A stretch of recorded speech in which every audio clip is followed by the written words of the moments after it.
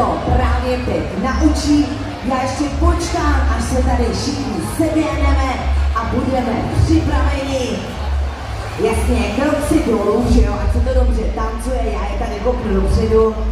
Tak co, pane DJ, jdeme na to?